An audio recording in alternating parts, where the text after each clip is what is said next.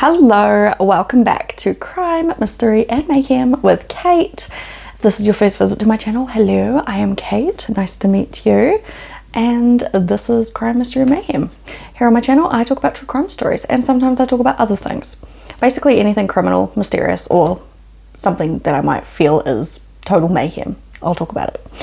I hope you are having an amazing day because it's pretty nice here. We're in autumn at the moment, so not too hot, not too cold. It's kind of nice. I like it. I am doing another short story today. Yep, another short story because I'm currently working on a longer story. It's taking me a bit longer to put together. Please remember to subscribe to my channel and like my video because that would really help me out. You don't have to, but it would be muchly appreciated.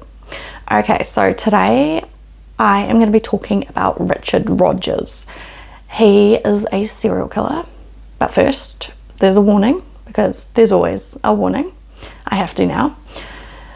This short story has some content that may disturb some people, so please proceed with caution. We are talking about a guy who dismembers people.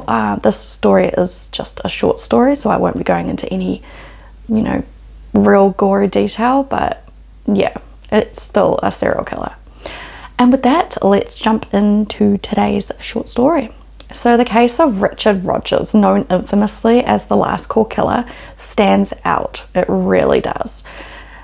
He's a horrible person. The brutality of his crimes, but also the projected journey to bring him to justice.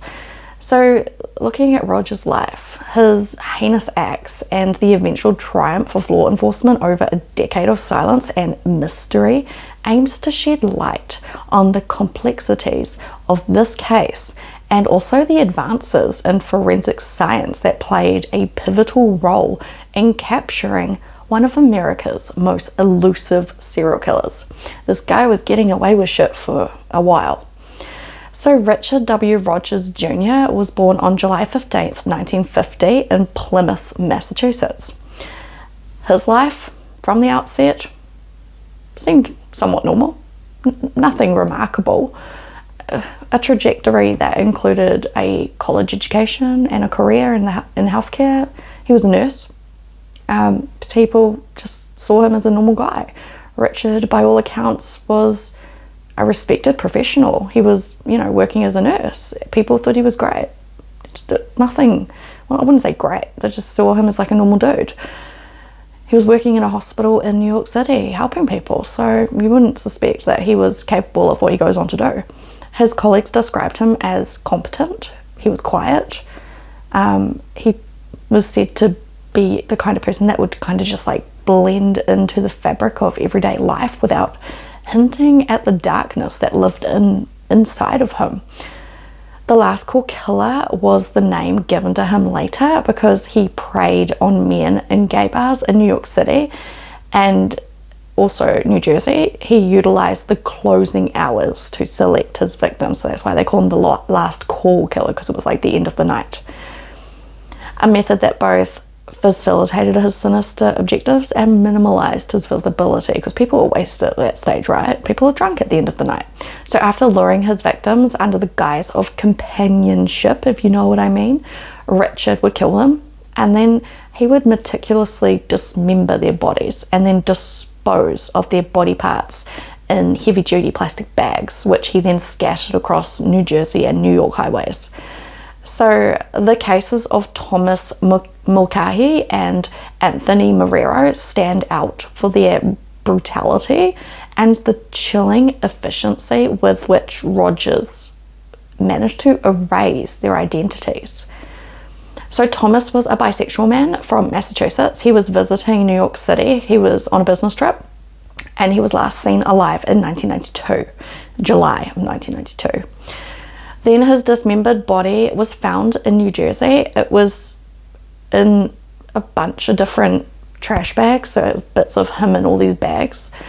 Then there was Anthony Marrero, who was last seen in 1993, and he was also found dismembered. His remains disposed of with a cold, clinical precision that became a signature of the Last Call Killer.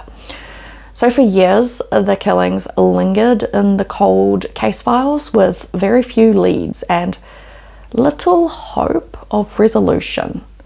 The turning point in the investigation came with a breakthrough in forensic science, because forensic science is freaking awesome.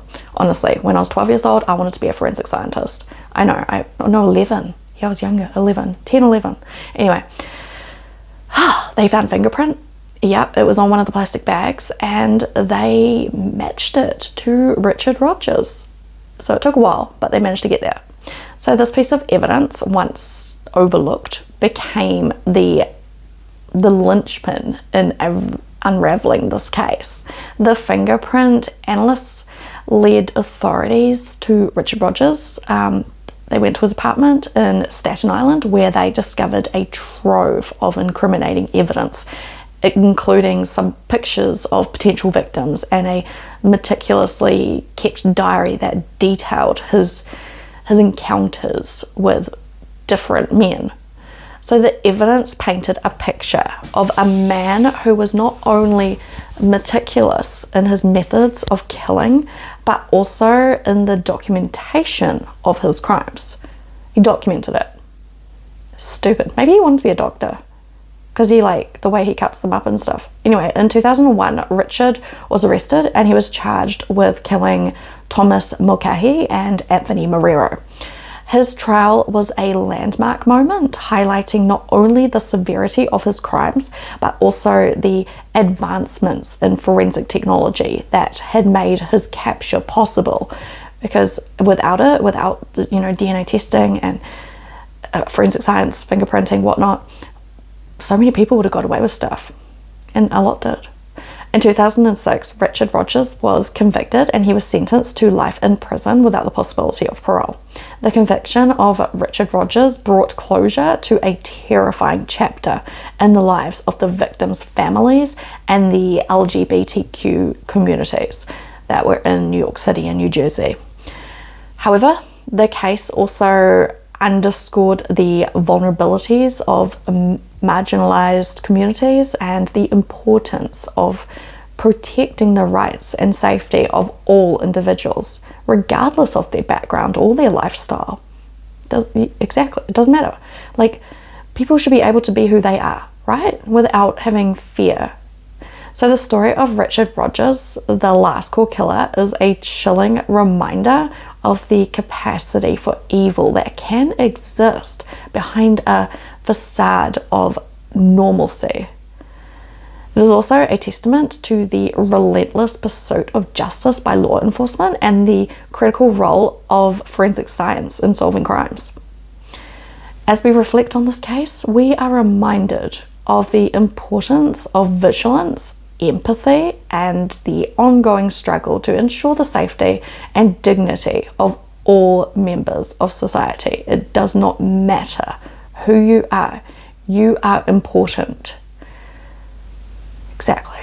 Doesn't matter what color you are, what race you are, if you're a woman, if you're a man, whatever, you are important. It doesn't matter if you're gay, it doesn't matter if you're straight, it doesn't matter if you're bi, it doesn't matter if you're trans. You are important. Yeah. And that's the end of my story. Please remember to like this video and subscribe to my YouTube channel, because it would really help me in my attempts to grow my channel. I cannot do this without you guys. I need you. I keep being told that my videos and my channel are underrated. And I'm like, I know, right? So why aren't more people subscribing? Anyway, I sound like a wimp. I'm not. I'm a tough biatch. I'm a tired biatch. The police knocked on my door at 2:30 this morning looking for my neighbor, and I was like, huh? Gave me a bit of a fright. I thought I was in trouble for something. Anyway, that's me. I hope you guys are having a wonderful day, morning, night, whatever it is where you are.